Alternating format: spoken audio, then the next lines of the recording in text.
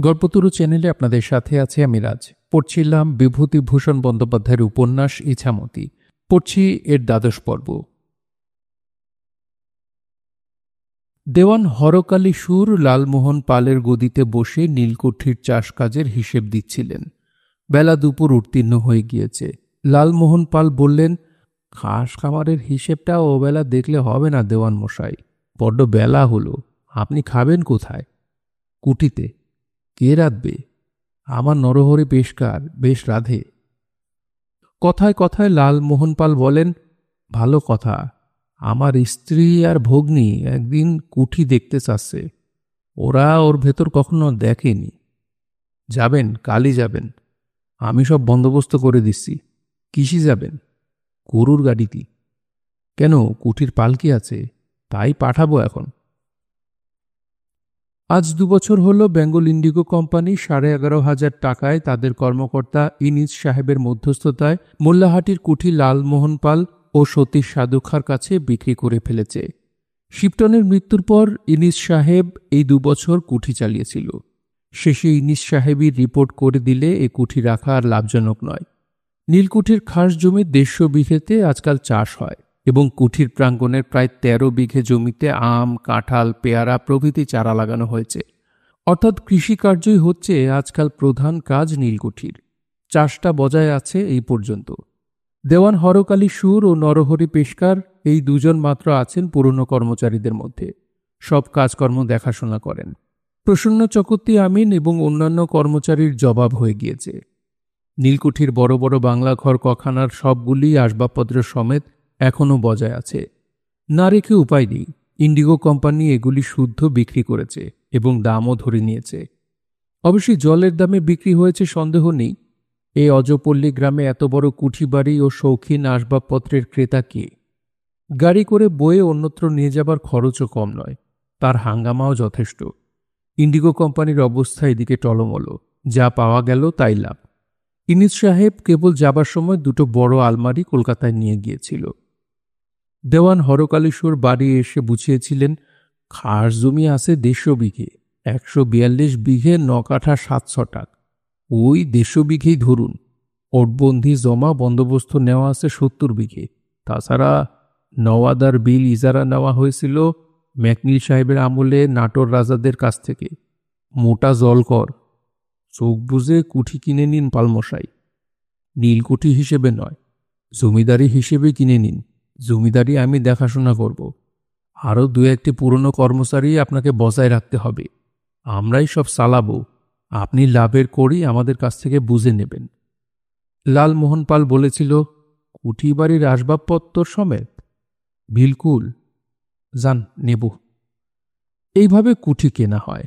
কেনার সময় ইনিস সাহেব একটু গোলমাল বাঁধিয়েছিল। ঘোড়ার গাড়ি 2খানা ও 2 জোড়া ঘোড়া দেবে না। এ নিয়ে লালমোহন পালের দিক থেকে আপত্তি ওঠে। অবশেষে আর সামান্য কিছু বেশি দিতে হয়। কুঠি কেনার পরে রায়গঞ্জের গোসাইবাবুদের কাছে গাড়ি ঘোড়াগুলো প্রায় 1000 টাকায় বিক্রি করে ফেলা হয়। খাস জমি ও জলকর ভালোভাবে দেখাশোনা করলে যে মোটা মুনাফা থাকবে, এটা দেওয়ান হরকালী বুঝেছিলেন। সামান্য জমিতে নীলের চাষও হয়। কুঠি কেনার পরে তুলসী একদিন বলেছিল, সাহেবের ঘোড়ার টমটম গাড়িয়ে আমাদের পাঠিয়ে দেবেন, একদিন চড়ব। লালমোহন বলেছিলেন, না বড়বু, বড় সাহেব ওই টমটমে চড়ে বেড়াতো, তখন আমরা মোট মাথায় ছুটে পালাতাম ধানের খেতি। সেই টমটমে তুমি চললি, লোকে বলবে কি জানো? বলবে টাকা হয়েছে কিনা, তাই বড্ড অহংকার হয়েছে। আমারেও একদিন দেওয়ান বলেছিলেন, টমটম পাঠিয়ে দেব, কুঠিতে আসবেন। আমি হাত জোর করে বললাম, মাফ করবেন, ওসব নবাবি করো গিয়ে বাবু ভাইয়েরা, আমরা ব্যবসাদার জাত, ওসব করলেই ব্যবসা শিখেই উঠবে। অবশেষে একদিন একখানা ছইওয়ালা গরুর গাড়িতে লালমোহনের বড় মেয়ে সরস্বতী, তার মা তুলসী, বোন ময়না, ছেলেপিলে নিয়ে কুঠি দেখতে গেল। দেওয়ান হরকালী, প্রসন্ন আমিন ও নরহরি পেশকার এদের এগিয়ে নিয়ে এসে সব দেখিয়ে নিয়ে বেড়াল। সবাই নানা রকম প্রশ্ন করতে লাগল। ও দেওয়ান কাকা, এ ঘরটা কি? এখানে সাহেবরা বসে খেত মা। এত বড় বড় ঝাল লণ্ঠন কেন? ওখানে ওদের নাচের সময় আলো জ্বলত। এটা কি? ওটা কাঁচের মগ, সাহেবরা জল খেত। এই দেখো, এরা বলে ডিক্যান্টার, মদ খেত ওরা। তুলসী ছেলে মেয়েদের ডেকে বললে, ছুঁস নে ওসব, ওদিকে যাস নে, সন্ধ্যাবেলা নাইটি হবে, এদিকে সরে আয়। কুঠির অনেক চাকর বাকর জবাব হয়ে গিয়েছে, সামান্য কিছু পাইক পেয়াদা আছেই মাত্র। লাঠিয়ালের দল বহুদিন আগে অন্তর্হিত। ওদিকের বাগানগুলো লতা জঙ্গলে নিবিড় ও দুষ্প্রবেশ্য। দিনমানেও সাপের ভয় কেউ ঢোকে না। সেদিন একটা গোখরো সাপ মারা পড়েছিল কুঠির পশ্চিম দিকের হাতার ঘন ঝোপ জঙ্গলের মধ্যে। পুরনো চাকরবাকরদের মধ্যে আছে কেবল কুঠির বহু পুরনো রাঁধুনি ঠাকুর বংশীবদন মুখুজ্জে, দেওয়ানজি ও অন্যান্য কর্মচারীর ভাত রাঁধে। ময়নার মেয়ে শিবি বললে, ও দাদু, ও দেওয়ানবাবু, সাহেবদের নাকি নাইবার ঘর ছিল, আমি দেখব। তখন দেওয়ান হরকালী সুর নিজে সঙ্গে করে ওদের সকলকে নিয়ে গেলেন বড় গোসলখানায়। সেখানে একটা বড় টব দেখে তো সকলেই অবাক। ময়নার মেয়ের ইচ্ছে ছিল এই টবে সে একবার নেমে দেখবে কি করে সাহেবরা নাইতো। মুখ ফুটে কথাটা সে বলতে পারলে না। অনেকক্ষণ ধরে ওরা আসবাবপত্র দেখলে, হাতে করে নাড়লে, টিপে টিপে দেখলে। সাহেবরা এত জিনিস নিয়ে কি করত? বেলা পড়লে ওরা যখন চলে এসে গাড়িতে উঠল, কুঠির কর্মচারীরা সসম্ভ্রমে গাড়ি পর্যন্ত এসে ওদের এগিয়ে দিয়ে গেল। রাত্রে খেটে খুঁটে এসে লালমোহন পাল পশ্চিম দিকের চারচালা বড় ঘরের কাঁঠাল কাঠের তক্তপোষে শুয়েছে। তুলসী ডিবে ভর্তি পান এনে শিওরের বালিশের কাছে রেখে দিয়ে বললে, কুঠি দেখে এলাম আজ। লালমোহন পাল একটু অন্যমনস্ক। 250 ছালা গাছ তামাকের বায়না করা হয়েছিল ভাজনঘাট মোকামে। মালটা এখনো এসে পৌঁছায়নি। একটু ভাবনায় পড়েছে সে। তুলসী উত্তর না পেয়ে বলে, কি ভাবছ? কিছু না, ব্যবসার কথা ঠিক, ধরো তাই। আজ কুঠি দেখতে গিয়েছিলাম, দেখে এলাম। কি দেখলে? বাবা, সে কত কি তুমি দেখেছ গা? আমার বলে মরবার ফুরসত নেই, আমি যাব কুঠির জিনিস দেখতি? পাগল আসো বড় বউ, আমরা হচ্ছি ব্যবসাদার লোক, শখ শৌখিনতা আমাদের জন্যই না। এই দেখো ভাজনঘাটের তামাক আসিনি, ভাবছি। আগা, আমার একটা স্বাদ রাখবা? তুলসী 9 বছরের মেয়ের মতো আবদারের সুরে কথা শেষ করে হাসি হাসি মুখে স্বামীর কাছে এগিয়ে এলো। লালমোহন পাল বিরক্তি সুরে বললে, কি? অভিমানের সুরে তুলসী বলে, রাগ করলে গা? তবে বলবো নি। বলোই না সাই। না, লক্ষ্মী দিদি আমার, বলো বলো। ওমা, আমার কি হবে? 3 কাল গিয়ে 1 কালে ঠেকেছে, ও আবার কি কথা? অমন বলতি আছে, ব্যবসা করে টাকা আনতেই শিখেছ, ভদ্রলোকের কথা শেখুনি, ভদ্রলোকের রীতিনীতি কিছুই জানো না, স্ত্রীটিকে আবার দিদি বলে কেডা? লালমোহন বড় অপ্রতিভ হয়ে গেল। সে সত্যি অন্যমনস্ক ছিল। বলে, কি করতে হবে বলো বড় বউ? জরিমানা দিতে হবে। কত? আমার একটা স্বাদ আছে, মেটাতে হবে। মেটাবে বলো। কি? শীত আসছে সামনে, গায়ে সব গরিব দুঃখীর লোকদের 1 আনা করে রেজাই দেব, আর বামুন ঠাকুরদের সবাইকে জোনাজাত 1 আনা করে বনাত দেব কার্তিক মাসের সংক্রান্তির দিন। গরিবদের রেজার দেওয়া হবে, কিন্তু বামুনরা তোমার দান নেবে না। আমাদের গায়ের ঠাকুরদের চেনো না। বেশ, আমি আগে দেখি একটা এস্টিমেট করে কত খরচ লাগবে। কলকাতা থেকে মাল আনাতে লোক পাঠাতে হবে। তারপরে আর একটা কথা। কি? এক বুড়ো বামুনের চাকরি ছাড়িয়ে দিয়েছে দেওয়ানমশাই কুঠি থেকে। তার নাম প্রসন্ন চকর্তি। বলেছেন, তোমার আর কোনো দরকার নেই। এসে ধরেছে বুঝি তোমায়? ও তোমার অন্যায় বড় বউ। কুঠির কাজ আমি ঠিক বুঝি। কাজ নেই তাই জবাব হয়ে গিয়েছে। কাজ না থাকলে বসে মাইনে গুনতে হবে। হ্যাঁ হবে। এই বয়সে তিনি এখন যাবেন কোথায় জিজ্ঞেস করি? কেডা চাকরি দেবে? নালুপাল বিরক্তি সুরে বললে, ছেলে মানুষ তুমি, এইসবের মধ্যেই থাকো কেন? তুমি কি বোঝো কাজের বিষয়? টাকাটা ছেলের হাতের মোয়া পেয়েছ না? বললেই হলো। কেন তোমার কাছে সে আসে জিজ্ঞেস করি? বিটলে বামুন। তুলসী ধীর সুরে বললে, দেখো, একটা কথা বলি, অমন জাতা কথা মুখে এনো না। আজ 2 টাকা হয়েছে বলে অতটা বাড়িও না। লালমোহন পাল বললে, কি আর বাড়ালাম আমি তোমাকে বললাম, নীলকুঠির কাজ আমি কি বুঝি। দেওয়ান যা করেন তার ওপর তোমার আর আমার বলা তো উচিত নয়। তুমি মেয়ে মানুষ, কি বুঝো এসবের? কাজেই দস্তুর এই। বেশ, কাজ তুমি দাও আর না দাও গিয়ে, যা তা বলতেই নেই লোককে। ওতে লোকে ভাবে আঙুল ফুলে কলা গাছ হয়েছে। আজ তাই বড্ড অহংকার। সি। তুলসী রাগ করে অপ্রসন্ন মুখে উঠে চলে গেল। এ হলো বছর 2 আগের কথা। তারপর প্রসন্ন, চকর্তি, আমিন কোথায় চলে গেল এতকালের কাছারি ছেড়ে? উপায়ও ছিল না। হরকালী সুর কর্মচারী ছাঁটাই করেছিলেন জমিদারের ব্যয় সংকোচ কমাবার জন্যে। কে কোথায় ছড়িয়ে পড়ল তার ঠিক ছিল না। ভজামুচি সহিস ও বেয়ারা শ্রীরাম মুচির চাকরি চলে গেলে চাষবাস করত। ও বছর শ্রাবণ মাসে বল্লাহাটির হাট থেকে ফেরবার পথে অন্ধকারে ওকে সাপে কামড়ায়, তাতেই সে মারা যায়। নীলকুঠির বড় সাহেবের বাংলোর সামনে আজকাল লালমোহন পালের ধানের খামার। খাস জমির 150 বিঘের ধান সেখানে পৌষ মাসে ঝাড়া হয়। বিচালির আঁটি গাদাবন্দি হয়।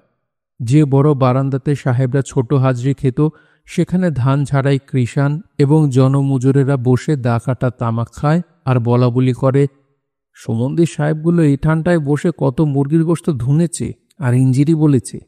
এইদিকে কোনো লোকের ঢুকবার হুকুম ছিল না, আর আজ সেখানটাতে বসে দেখো রাজবালির দাঁত চুল করছে।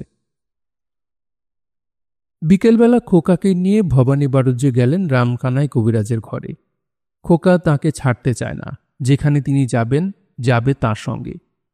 বড় বড় বাবলা, শিমুল গাছের সারি, শ্যামতলার ঝোপ, বাদুর আর ভাম হুটপাট করছে জঙ্গলের অন্ধকারে। উইদের ঢিপিতে জোনাকি জ্বলছে, ঠিক যেন একটা মানুষ বসে আছে বাঁশবনের তলায়। খোকা একবার ভয় পেয়ে বললে, ওটা কি বাবা? চারপাড়া মাঠের দক্ষিণ প্রান্তে রামকানাই কবিরাজের মাটির ঘর। দোতলা মাটির প্রদীপে আলো জ্বলছে। ওদের দেখে রামকানাই কবিরাজ খুশি হলেন। খোকার কেমন বড় ভালো লাগে কবিরাজ বুড়োর এই মাটির ঘর। এখানে কি যেন মোহ মাখানো আছে। এই দোতলা মাটির পিদিমের স্নিগ্ধ আলোয় ঘরখানা বিচিত্র দেখায়। বেশ নিকোনো পুছানো মাটির মেজে, কাছেই বাগদিপাড়া। বাগদিদের একটি গরিব মেয়ে বিনি পয়সায় ঘর নিকিয়ে দিয়ে যায়। তাকে শক্ত রোগ থেকে রামকানাই বাঁচিয়ে তুলেছিলেন। দেওয়ালে কুলুঙ্গিতে কি একটি ঠাকুরের ছবি, ফুল দিয়ে সাজানো। ঘরের মধ্যে তক্তপোষণী, মেঝেতে মাদুর পাতা, বই কাগজ 2-4খানা ছড়ানো, 3-4টি বেতের পেটারি। তাতে রামকানাইয়ের পোশাক পরিচ্ছদ বা সম্পত্তি নেই, আছে কেবল কবিরাজি ওষুধ ও গাছগাছড়ার চূর্ণ। ভবানীর বড় ভালো লাগে এই নির্লোভ দরিদ্র ব্রাহ্মণটির মাটির ঘরে সন্ধ্যা যাপন। এ পাড়াগায়ে এর জুড়ি নেই। রামকানাই চৈতন্য চরিতামৃত পড়েন, ভবানী এক মনে শোনেন। শুনতে শুনতে ভবানী বাড়ুজ্যের পরিব্রাজক দিনের একটা ছবি মনে পড়ে গেল। নর্মদার তীরে একটা ক্ষুদ্র পাহাড়ের ওপর তার এক পরিচিত সন্ন্যাসীর আশ্রম। সন্ন্যাসীর নাম স্বামী কৈবল্যানন্দ। তিনি পুরী সম্প্রদায় সাধু। শ্রী শ্রী 108 মাধবানন্দ পুরীর সাক্ষাৎ শিষ্য ছিলেন। একাই থাকতেন ওপরকার কুটিরে। নিচে আর একটা লম্বা চালাঘরে তাঁর 2-3টি শিষ্য বাস করত ও গুরু সেবা করত। একটা দুগ্ধবতী গাভী ছিল, ওরাই পুষত, ঘাস খাওয়াত, গোবরের ঘুঁটে দিত। সাধুর কুটিরের বেড়া বাঁধা ছিল শনের পাকাটি দিয়ে। পাহাড়ি ঘাসে ছাওয়া ছিল চাল 2খানা। কি একটা বন্য লতার সুগন্ধি পুষ্প ফুটে থাকত বেড়ার গায়ে। বনটিয়া ডাকত তুন গাছের সুউচ্চ শাখা প্রশাখার নিবিড়তায়। ঝর্নার কুলকুল শব্দ উঠত নর্মদার অপর পারের মহাদেও শৈলশ্রেণীর সানুদেশের বনস্থলী থেকে। নিচের কুটিরে বসে ভজন গাইতেন কৈবল্যানন্দজির শিষ্য অনুপ ব্রহ্মচারী। রাতে ঘুম ভেঙে ভবানী শুনতেন করুণ তিলকামদ রাগিনীর সুর ভেসে আসছে নিচের কুটির থেকে। গানের ভাঙা ভাঙা পদ কানে আসত। এক ঘড়ি পলছিন কল না পরত মোহে। সকালে উঠে দাওয়ায় বসে দেখতেন আরও অনেক নিচে একটা মস্ত বড় কুসুম গাছ, তার পাশে তেঁতুল গাছ। বড় বড় পাথরের ফাটলে বাংলাদেশের 10 চণ্ডী জাতীয় একরকম বনফুল অসংখ্য ফুটত। এগুলোর কোনো গন্ধ ছিল না। সুগন্ধে বাতাস মুদির করে তুলত সেই বন্যলতার হলুদ রঙের পুষ্পস্তবক। কেমন অপূর্ব শান্তি, কি সুস্নিগ্ধ ছায়া, কি পাখির কলকাকলি ছিল বনে, নদী তীরে। কেউ আসত না নিস্তব্ধতা ভঙ্গ করতে। অবিচ্ছিন্ন নির্জনতার মধ্যে ভগবানের ধ্যান জমত কি চমৎকার। নেমে এসে নর্মদায় স্নান করে আবার পাহাড়ে উঠে যেতেন পাথরে পা দিয়ে দিয়ে। সেই সব শান্তিপূর্ণ দিনের ছবি মনে পড়ে কবিরাজ মশাইয়ের ঘরটাতে এসে বসলে। কিন্তু ফণী চকর্তির চণ্ডী মণ্ডপে গেলে শুধু বিষয় আশয়ের কথা, শুধুই পরচর্চা। ফণী চকর্তি একা নয়, যার কাছে যাবে সেখানে অতি সামান্য গ্রাম্য কথা। ভালো লাগে না ভবানীর। আরেকটা কথা মনে হয় ভবানীর, ঠাকুরের মন্দির হওয়া উচিত এইরকম ছোট পণ্য কুটিরে, শান্ত বন্য নির্জনতার মধ্যে। বড় বড় মন্দির, পাথর বাঁধানো চত্বর, মার্বেল বাঁধানো গৃহতলে শুধু ঐশ্বর্য আছে, ভগবান নেই। অনেক ওইরকম মন্দিরে সাধুদের মধ্যে লোভ ও বৈষয়িকতা দেখেছেন তিনি। শ্বেতপাথরে বাঁধানো গৃহতল, সেখানে দেবতা শূন্য। রামকানাই জিজ্ঞেস করলেন, পারুজ্জে মশাই, বৃন্দাবন গিয়েছেন? যাইনি। এত জায়গায় গেলেন, ওখানটাতে গেলেন না কেন? বৃন্দাবন লীলা আমার ভালো লাগে না। আমার আর কি বুদ্ধি, কি বোঝাবো? সংসারের নানা ঝঞ্ঝাটে ভক্ত আশ মিটিয়ে ভগবানের প্রেমকে উপভোগ করতে পারে না। তাই একটা চিন্ময় ধামের কথা বলা হয়েছে, সেখানে শুধু ভক্ত আর ভগবানের প্রেমের লীলা চলছে। এটাই বৃন্দাবন লীলা। খুব ভালো কথা। যে বৃন্দাবনের কথা বললেন সেটা বাইরে সর্বত্রই রয়েছে। চোখ থাকলে দেখা যাবে ওই ফুলে, পাখির ডাকে, ছেলে মানুষের হাসিতে তিনিই রয়েছেন। ওই চোখটা কি সকলে পায়? সেজন্য হাতড়ে বেড়ায় এখানে ওখানে। প্রাচীন শাস্ত্র বেদ, যে বেদ প্রকৃতির গায়ে লেখা আছে, আমার মনে হয় ফুল, নদী, আকাশ, তারা, শিশু, এরা বড় ধর্মগ্রন্থ। এদের মধ্যে দিয়ে তাঁর লীলা বিভূতি দর্শন হয় বেশি করে। পাথরে গড়া মন্দিরে কি হবে? যার ভেতরে তিনি নিজে থাকেন সেটাই তার মন্দির। ওই চরপাড়ার বিলে আসবার সময় দেখলাম কুসুম ফুল ফুটে আছে, ওটাই তার মন্দির। বাইরে প্রকৃতিকে ভালোবাসতে হবে, প্রকৃতির তালে তালে চলে, তাকে ভালোবেসে সেই প্রকৃতির সাহায্যে প্রকৃতির অন্তরাত্মা, সেই মহান শক্তির কাছে পৌঁছতে হবে। একেই বলেছে বৈষ্ণব শাস্ত্রে, যাহা যাহা নেত্র পড়ে তাহা তাহা কৃষ্ণ স্ফুরে। ঠিক কথা। শুধু একটা মন্দিরে বা তীর্থস্থানে তিনি আছেন? পাগল নাকি? বনস্পত ভূভৃতি নির্ঝরে বা কূলে সমুদ্রস্য শরীর তটে বা, সব জায়গায় তিনি সামনে দাঁড়িয়ে রয়েছেন। অথচ চোখ খুলে না যদি আমি দেখি, তবে তিনি নাচার। তিনি শিশু বেশে এসে আমার গলা দুহাতে জড়িয়ে ধরলেন। আমি মায়ার বন্ধন বলে আঁতকে উঠে ছুটে পালালুম। এ বুদ্ধি নিয়ে, এ চোখ দিয়ে কি ভগবান দর্শন হয়? তার হাতের বন্ধনই তো মুক্তি। মুক্তি মুক্তি বলে চিৎকার করলে কি হবে? কি চমৎকার মুক্তি! আচ্ছা, ভগবান কি আমাদের প্রেম চান বারুজ্জে মশাই? আপনার কি মনে হয়? আজকাল যেন বুঝতে পারি কিছু কিছু। ভগবান প্রেম চান, এটাও মনে হয়। আগে বুঝতাম না, জ্ঞানের উপরে খুব জোর দিতাম। এখন মনে হয় তিনি আমার বাবা, তার বংশে আমাদের জন্ম, সেই রক্ত গায়ে আছে আমাদের। কখনো কোনো কারণে তিনি আমাদের অকল্যাণের পথে ঠেলে দেবেন না, দিতে পারেন না। তিনি বিজ্ঞ বাবার মতো আমাদের হাত ধরে নিয়ে যাবেন।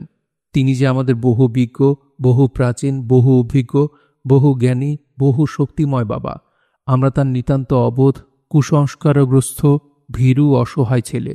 জেনে শুনে কি আমাদের অমঙ্গলের পথে ঠেলে দিতে পারেন? তা কখনো হয়? রামকানাই উৎসাহের সঙ্গে বলে উঠলেন, বাবা! ভবানী বাড়ুজ্জে কিছুক্ষণ চুপ করে রইলেন, যেন পরের কথাটা বলতে ইতস্তত করছেন। তারপরে বলেই ফেললেন কথাটা। বললেন, এ আমার নিজের অনুভূতির কথা কবিরাজ মশাই। আগে এসব বুঝতাম না, বলেছি আপনাকে। আসল কথা কি জানেন? অপরের মুখে হাজারো কথার চেয়ে নিজের মনের মধ্যে খুঁজে পাওয়া এক কণা সত্যের দাম অনেক বেশি।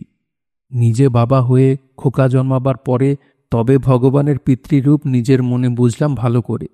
এতদিন পিতার মন কি জিনিস কি করে জানব বলুন? রামকানাই কবিরাজ হেসে বললেন, তাহলে দাঁড়াচ্ছে এই খোকা আপনার এক গুরু। যা বলেন, কে গুরু নয় বলতে পারেন? যার কাছে যা শেখা যায় সেখানে সে আমার গুরু। তিনি তো সকলের মধ্যেই। একটা গানের মধ্যে আছে না, জন কত রূপেতে জন্মাই সন্তান, জননী হইয়া করি স্তনদান, শিশুরূপে পুনঃ করি স্তনপান, এসব নিমিত্ত কারণ আমার। কার গান? বাহ! এও এক নতুন কবির, নামটা বলতে পারলুম না। গোড়াটা হচ্ছে, আমাকে যে আমি, সকলে সে আমি, আমি সে সকল, সকলই আমার। রামকানাই কবিরাজ অতি চমৎকার শ্রোতা, খোকাও তাই। খোকা কেমন এক প্রকার বিস্ময় ও মিশ্রিত শ্রদ্ধার দৃষ্টিতে বাবার মুখের দিকে তাকিয়ে বসে আছে চুপটি করে। রামকানাই উৎসাহের সুরে বললেন, বেশ গান, তবে বড় উঁচু, অদ্বৈত বেদান্ত। ওসব সাধারণের জন্যে নয়। আপনি যা বলেন, তবে সত্যের উঁচু নিচু নেই, এসব গুরুতত্ত্ব। আমার গুরু বলতেন, অদ্বৈতবাদী হওয়া অত সহজ নয়। প্রকৃত অদ্বৈতবাদী জীবের আনন্দকে নিজের আনন্দ বলে ভাববে, জীবের দুঃখ নিজের দুঃখ বলে ভাববে, জীবের সেবায় ভোর হয়ে যাবে।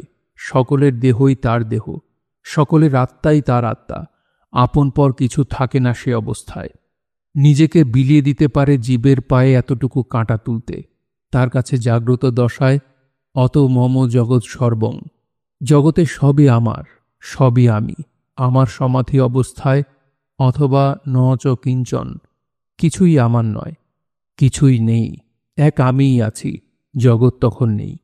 বুঝলেন কবিরাজ মশাই? বড্ড উঁচু কথা, কিন্তু বড্ড ভালো কথা। হজম করা শক্ত আমার পক্ষে। বড়ি বেডে রোগ সারাই। আমিও বেদান্ত টেদান্ত কি করব বলুন, সে মস্তিষ্ক কি আছে?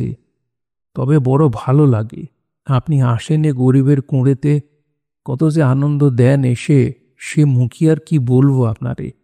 দাঁড়ান, খোকারে কি একটু খেতে দিই, বড় চমৎকার হলো আজ। এই বেশ হচ্ছে। আবার খাওয়া কেন, উঠলেন কেন? একটুখানি খেতে দিই ওরে, সানা দিয়ে গিয়েছিল একটা রুগী, তাই একটু দিই। এই নাও খোকা। খোকা বললে, বাবা না খেলে আমি খাবো না, বাবা আগে খাবে। রামকানাই হাততালি দিয়ে বললে, বাহ, ও বাপের বেটা, ক্যাডাগা বাইরি। ঠিক সেই সময়ে গয়ামে মেশে ঘরে ঢুকল। তার হাতে এক ছড়া কলা। ভূমিষ্ঠ হয়ে তাকে প্রণাম করে কলা ছড়া এগিয়ে দিয়ে বললে, বাবা খাবেন। ভবানী ওকে দেখে একটু বিস্মিত হয়েছিলেন, বললেন, এইখানে আসো নাকি? গয়া বিনীত সুরে বললে, মাঝে মাঝে বাবার কাছে আসি, তবে আপনার দেখা পাবো এখানে তা ভাবিনি। অত দূর থেকে আসো কি করে? না বাবা, এখানে যেদিন আসি, সরপাড়াতে আমার এক দুঃসম্পর্ক বোনের বাড়ি রাতে শুয়ে থাকি। হঠাৎ তার চোখ গেল কোলে উপবিষ্ট খোকার তন্ময় মূর্তির দিকে। ওর কাছে গিয়ে বললে, ও খোকা কাদের, আপনার? সোনার সাজ ছেলেটুকুনি বেশ বড়সড় হয়ে উঠেছে।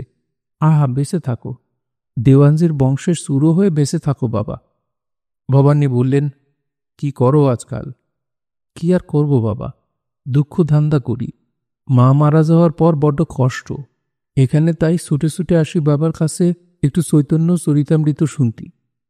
বলো কি, তোমার মুখে যা শুনলাম, অনেক ব্রাহ্মণের মেয়ের মুখেও তা শুনিনি। সে বাবা আপনাদের দয়া, মা মরে যেতে সংসারটা বড্ড ফাঁকা মনে হলো। তারপর খুব সংকুচিতভাবে নিতান্ত অপরাধিনীর মতো বললে আস্তে আস্তে, বাবা, কাঁচা বয়সে যা করি ফেলেছি তার সারা নেই। এখন বয়স হয়েছে, কিছু কিছু বুঝতে পারি। আপনাদের মতো লোকের দয়া একটু ফেলি। আমরা কে, দয়া করবারই বা কি আছে? তিনি কাউকে ফেলবেন না, তা তুমি তো তুমি কি তার পর? রামকানাই কবিরাজের দিকে চেয়ে বললেন, ওহে কবিরাজ মশাই, আপনি যে দেখছি ভবরোগের কবিরাজ সেজে বসলেন শেষে, দেখে সুখী হলাম। রামকানাই বললে, ভবরোগটা কি? সে তো ধরুন গানেই আছে, ভবরোগে বৈদ্য আমি, অনাদরে আসিনি ঘরে। বুঝলাম জিনিসটা কি। আমার মনে হয় ভবরোগ মানে অজ্ঞানতা, অর্থের পেছনে অত্যন্ত ছোটাছুটি। কেন, ঘরে দুটো ধান, উঠোনে দুটো ডাঁটা শাক, মিটে গেল অভাব। আপনার মতো এখন হয়ে দাঁড়াচ্ছে মায়ের পেটের এক ভাই গরিব, এক ভাই ধনী। আমার কথা বাদ দেন, আমার টাকা রোজগার করার ক্ষমতা নেই, তাই থাকলেই আমিও করতাম। করতেন না, আপনার মনের গড়ন আলাদা, বৈষয়িক কুটুবুদ্ধি লোক আপনি দেখেননি তাই এ কথা বলছেন। কি জানেন, তত্ত্বকে একটু বেশি সামনে রাখেন তিনি, তাকে আপনার জন ভাবেন। এ বড় গুঁড়ো তত্ত্ব, ও কথা ছেড়ে দেন জামাইবাবু। যার যা তা সেটা সাজে। আমার ভালো লাগে এই মাটির কুঁড়ে, তাই থাকি। যার না লাগে সে অন্য চেষ্টা করে। তারা কি আপনার চেয়ে আনন্দ পায় বেশি, সুখ পায় বেশি? কখনো না। আনন্দ আত্মার ধর্ম। মন যত আত্মার কাছে যাবে তত সে বেশি আনন্দ পাবে। আত্মার থেকে যত দূরে যাবে, বিষয়ের দিকে যাবে, তত দুঃখ পাবে। বাইরে কোথাও আনন্দ নেই। আনন্দ শান্তির উৎস রয়েছে মানুষের নিজের মধ্যে। মানুষ চেনে না, বাইরে ছোটে। ক্ষমতা আছে রামহরি চক্রবর্তীর। ব্রাহ্মণ ভোজনের দিন দলে দলে ব্রাহ্মণ আসতে লাগল। ছোট ছোট ছেলেমেয়ের হাত ধরে। বড় উঠোনে শামিয়ানার তলায় সকলের জায়গা তুলল না। দিয়তাং ভুজ্যতাং ব্যাপার চলল। গাওয়া ঘিয়ে ভাজা লুচি আর চিনি এক এক ব্রাহ্মণে যা টানলে দেখবার মতো হলো দৃশ্যটা। কখনো এই অঞ্চলে এত বৃহৎ ও এত উচ্চ শ্রেণীর ভোজ কেউ দেয়নি। যে যত পারে পেট ভরে গরম লুচি, মালপোয়া, চিনি ও নারকোলের রস করা দেওয়া হলো। তার সঙ্গে ছিল বৈকুণ্ঠপুরের সোনা গোয়ালিনীর উৎকৃষ্ট শুকো দই। এদেশের মধ্যে নাম ডাকি জিনিস। ব্রাহ্মণেরা ধন্য ধন্য করতে লাগলো খেতে খেতেই। কে একজন বৃদ্ধ ব্রাহ্মণ বললে, বাবা নালু, পড়াইছিল কুলিনকুল সর্বস্ব নাটকে, ঘিয়ে ভাজা তপ্ত লুচি, তুষারি আদার কুচি, কসুরি তাহাতে খাই দুই। খাইনি কখনো। কে খাওয়াচ্ছে গরিব অঞ্চলে? তা আজ বাবা তোমার বাড়ি এসে খেয়ে। সকলে সমস্বরে বলে উঠল, যা বললেন দাদামশাই, যা বললেন। দক্ষিণা নিয়েও ছাদার মালসা নিয়ে ব্রাহ্মণের দল চলে গেলে দালাল রামহরি চক্রবর্তী নালুপালের সামনে এসে বললেন, কেমন পালমশাই, কি বলেছিলাম আপনারে? ভাত সরালি, কাকের অভাব? নালুপাল সংকুচিত হয়ে হাত জোর করে বললে, সিসি, ও কথা বলবেন না। ওতে আমার অপরাধ হয়। আমার কত বড় ভাগ্যি আজকে যে আজ আমার বাড়ি আপনাদের পায়ের ধুলো পড়ল। আপনাদের দালালি নিয়ে যান। ক্ষমতা আছে আপনাদের? কিছু ক্ষমতা নেই। এ ক্ষমতার কথা না পালমশাই। সত্যি কথা আর হক কথা ছাড়া রামহরি বলে না। তেমন বাপে জন্ম দেয়নি। লুচি চিনির ফলার এই অঞ্চলে কদিন কজনে খাইয়েছে শুনি? ওই নাম শুনে সবাই ছুটে এসেছে। এ গায়ের কেউ বুঝে আসেনি? তা আসবে না, এদের পায়া ভারী অনেক কিনা। একজন এসেছেন, ভবানী বাড়ুজে মশাই। রামহরি আশ্চর্য হয়ে বললেন, কিরকম কথা? দেওয়ানজির জামাই? তিনি? আমার সঙ্গে একবার আলাপ করিয়ে দেন না পালমশাই। সব ব্রাহ্মণের খাওয়া চুকে যাওয়ার পরে ভবানী বাড়ুজ্জে খোকাকে নিয়ে নিরিবিলি জায়গায় বসে আহার করছিলেন। খোকা জীবনে লুচি এই প্রথম খেলে। বলছিল, এরে নুচি বলে বাবা? খাও বাবা ভালো করে। আর নিবি? বালক ঘাড় নেড়ে বললে, হুম। ভবানীর ইঙ্গিতে তিলু খান কতক গরম লুচি খোকার পাতে দিয়ে গেল। ভবানীকে তিলু ও নীলুই খাবার পরিবেশন করছিল। এমন সময় নালুপাল সেখানে রামহরি চক্রবর্তীকে নিয়ে ঢুকে ভোজনরত ভবানীর সামনে অথচ হাত 10 দূরে হাত জোড়ে দাঁড়াল। কি, ইনি এসেছেন আপনার সঙ্গে আলাপ করতে? রামহরি চক্রবর্তী প্রণাম করে বললেন, দেখে বুঝলাম আজ কার মুখ দেখে উঠিছি। ভবানী হেসে বললেন, খুব খারাপ লোকের মুখ তো? অমন কথাই বলবেন না জামাইবাবু। আমি যদি আগে জানতাম আপনি আর আমার মা এখানে এসে খাবেন, তবে পালমশাইকে বলতাম আর অন্য কোনো বামুন এলো না এলো আপনার বইই গেল। এমন নিধি পেয়ে আমার বামুন খাওয়ানোর জন্য পয়সা খরচ? কই, মা কোথায়? ছেলে একবার না দেখে যাবে না যে? বার হও মা আমার সামনে। তিলু আধ ঘোমটা দিয়ে এসে সামনে দাঁড়াতেই রামহরি হাত জোর করে নমস্কার করে বললেন, যেমন শিব তেমনই শিবানী। দিনটা বড় ভালো গেল আজ পালমশাই। মা, ছেলেটারে মনে রেখো। ভবানীকে তিলু ফিসফিস করে বললে, পূর্ণিমের দিন আমাদের বাড়িতে দেবেন পায়ের ধুলো। খোকার জন্মদিনের দিন পরবন্ন হবে, এসে খাবেন। এই রকমই বিধি। পরপুরুষের সঙ্গে কথা কওয়ার নিয়ম নেই, এমনকি সামনেও কথা বলবার নিয়ম নেই।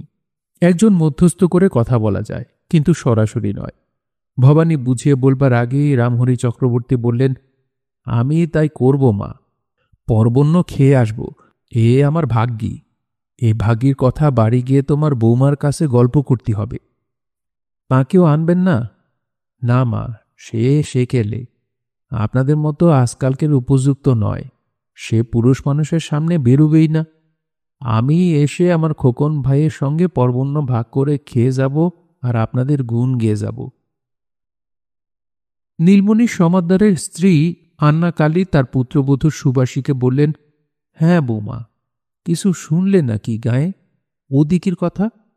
পুত্রবধূ জানে শাশুড়ি ঠাকরুন বলছেন, বড়লোকের বাড়ির দুর্গোৎসবে জাকালি নেমন্তরটা ফসকে যাবে না টিকে থাকবে? না টিকে থাকবে। ওদের অবস্থা হীন বলে এবং কখনো কিছু খেতে পায় না বলে ক্রিয়াকর্মের নিমন্ত্রণের আমন্ত্রণের দিকে ওদের নজরটা একটু প্রখর। সুবাসী ভালো মানুষ বউ, লাজুক আগে ছিল, এখন ক্রমাগত পরের বাড়িতে ধার চাইতে গিয়ে গিয়ে লজ্জা হারিয়ে ফেলেছে। খবরাখবর সেও কিছু সংগ্রহ করেছে, যা শুনেছে তাই বললে। গায়ের ব্রাহ্মণেরা কেউ খাবে না নালুপালের বাড়ি।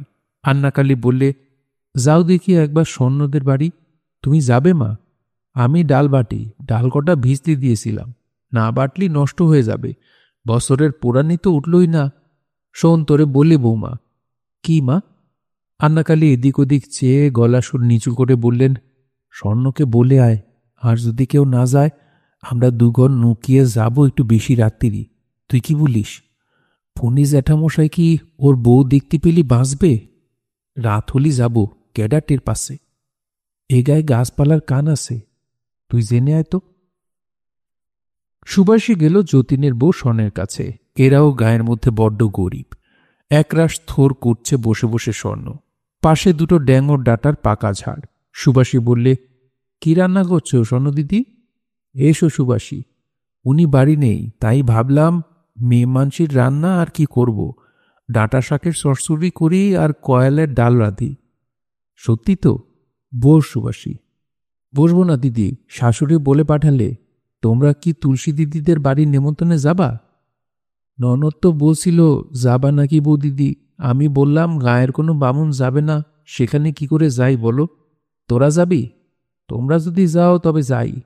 একবার নন্দরানীকে ডেকে নিয়ে আয় দেখি। যতীনের বোন নন্দরানীকে ফেলে ওর স্বামী আজ অনেক দিন কোথায় চলে গিয়েছে। কষ্টে সৃষ্টে সংসার চলে। যতীনের বাবা রূপলাল মুখুজ্জে কুলীন পাত্রেই মেয়ে দিয়েছিলেন অনেক জোগাড়যন্ত্র করে, কিন্তু সে পাত্রটির আরও অনেক বিয়ে ছিল। একবার এসে কিছু প্রণামী আদায় করে শ্বশুরবাড়ি থেকে চলে যেত। নন্দরানীর ঘাড়ে 2-3টি কুলীন কন্যার বোঝা চাপিয়ে আজ বছর 4-5 একেবারে গা ঢাকা দিয়েছে। কুলীনের ঘরে এরকমই নাকি হয়। নন্দরানী পিঁড়ি পেতে বসে রোদে চুল শুকোচ্ছিল। সুবাসীর ডাকে উঠে এলো। 3 জনে মিলে পরামর্শ করতে বসল। নন্দরানী বললে, বেশি রাতে গেলি ক্যাডা দেখছে? স্বর্ণ বললে, তবে তাই চলো, তুলসীকে চটিয়ে লাভ নেই। আপদে বিপদে তুলসী বরং দেখে, আর ক্যাডা দেখবে? এক ঘরে করার বেলা সবাই আছে।